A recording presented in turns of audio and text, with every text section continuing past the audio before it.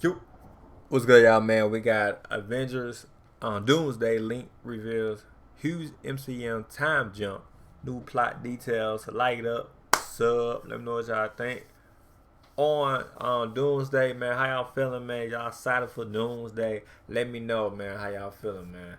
How y'all thinking? But yeah.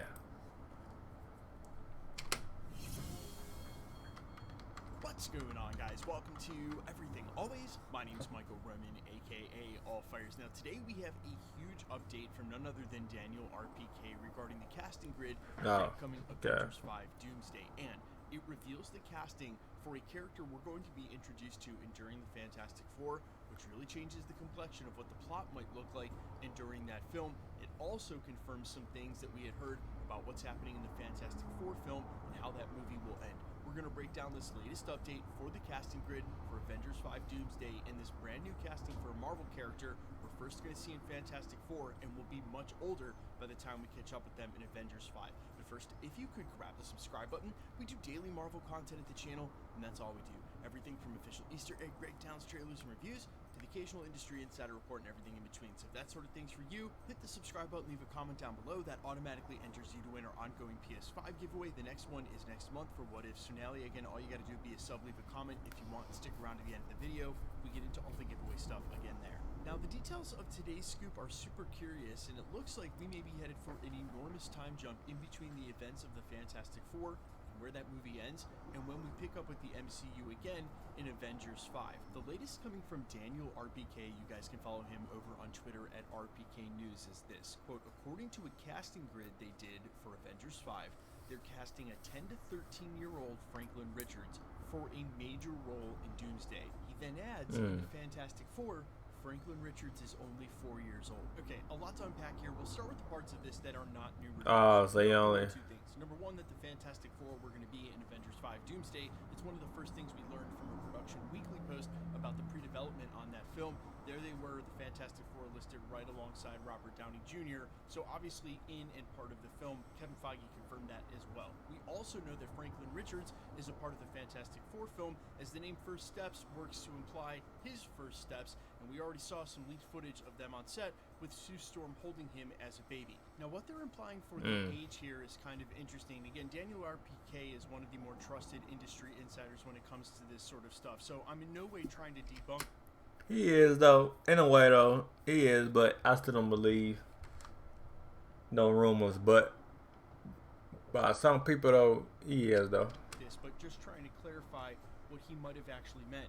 According to a casting grid, they're casting a 10 to 13-year-old Franklin Richards. So he's applying that the age of the character, not the age of the actor, is going to be in the 10 to 13-year-old range, and that he says in Fantastic Four, he's only 4 years old. Again, that's the age of the character, not the actor playing them. That's an important distinction because they could be casting, say, a 10-year-old to play a much younger 6-year-old. They do that all the time with actors, especially for kids. So it's more specific about the character's age and the time gap between being 4 when the Fantastic Four ends and when we pick up in Avengers Doomsday. Now, at first we thought for sure that the Fantastic Four would end up coming over to the 616, and by the end of that film, how else are you going to unite them with the rest of the heroes from our main continuity? But the more we hear about these two movies, the more I'm not so sure. We already know Monica Rambeau's in an as of yet unnamed X-Men timeline somewhere in the multiverse. Yeah. Unite with the heroes. So it's more likely that there's a vehicle that brings them all together. That could be Doctor Doom creating Battleworld.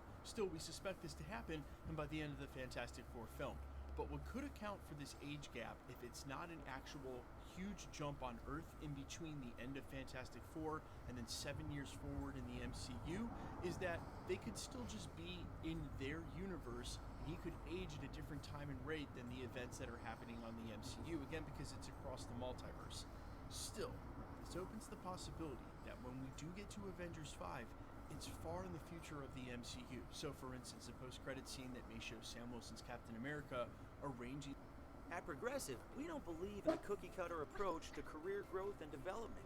The roles within our walls in the Avengers at the end of his film could actually be a full team, and a full team with actual history by the time we get to Avengers Doomsday. And of course, the huge upside here is pretty obvious. The more time they allow between those films, the more time that they can have as quote-unquote unexplained backstory, so they can put the pieces exactly where they want them by the beginning of Avengers 5. And while they did allow 5 years in between the snap and the blip, which is quite a significant amount of time, but between a 4 and a 13-year-old would be 9 years, which would be almost double that. And a lot of time that would go by between, say, Captain America Brave New World and the beginning where we pick up with Avengers 5. That is a lot of time in the MCU.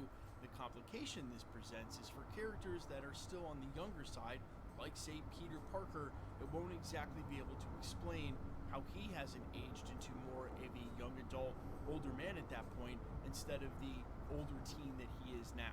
And there's a reason I use Peter Parker specifically as an example, is because there's not going to be too much time that passes with his story, or maybe only a couple of years. Otherwise, it just won't make sense to pick up with Peter Parker somewhere, say, 7 or 9 years down the road, when at that point he's in his late 20s and almost 30. I think more likely the case, so they can keep his continuity, it'll be a rather close storyline. That's why I think a huge jump in the MCU is more unlikely than the Fantastic Four simply staying in their timeline by the end of that film, instead of coming to the 616. And it's something like the creation of Battleworld that brings them all together. That way they could reconcile a much older Reed Richards if they need him for the narrative. Again, the Russos have so much work to do with this script. Yeah, they got a lot of shit they gotta do, man. No cap. Becomes a lot easier for Steve McFeely while he's writing this if he can simply check in and be like, hey, can we get this character here? Even 4 or 5 years can change a lot in who and what a character is and what has happened in that backstory. Remember, that's about the time between the snap and the blip. It's not a totally uncharted territory for Marvel to go with these huge jumps. It's just that, again, with the younger character, a lot happens there, and they avoided that by snapping Tom Holland's character early. They really didn't have the number of young characters we've got now, like Miss Marvel, Kate Bishop, Wiccan, all etc. in the MCU. Becomes a lot more complicated when you have to show them 10 years down the road. But you guys let me know all your thoughts down below. As always, how insane is it that we're about to have Franklin Richards in the MCU? This is absolutely nuts. And if there are still some of you who aren't aware, he is one of the most powerful mutants ever in the history of the Marvel Universe. Even the Celestials in canon refer to him as beyond the Omega level classification. His reality skills are... So he powerful than everybody? That's what you saying, though? He powerful for everybody, man? It's absolutely bananas. Which, for the record, I think really does pose its own set of problems for how you can portray just how powerful someone like him is on screen and then make it a totally unfair fight just against everybody else. There's got to be a way to reconcile his power set, still do the character justice, but not have just insane power creep and thusly compression at the top for him versus everyone else. But you guys let me know your thoughts down below. As always, quickly, let's get into the giveaway stuff before I let you go. Okay, we're still getting... Anyway, man, like it up, sub my channel, what y'all think in the comment down below. Let me know what y'all think, man, on the new link, new rumors, man. You feel me? Is it true? Is it not? Let me know. You already know. Take the grain of salt, though, still, even though he, you know, the best of the best.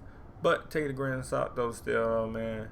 And, yeah, let me know y'all excited for Fantastic Four, Doomsday. This is everything what Marvel's got going on. Let me know in the comment below. But, yeah, like it or sub. Yeah, peace.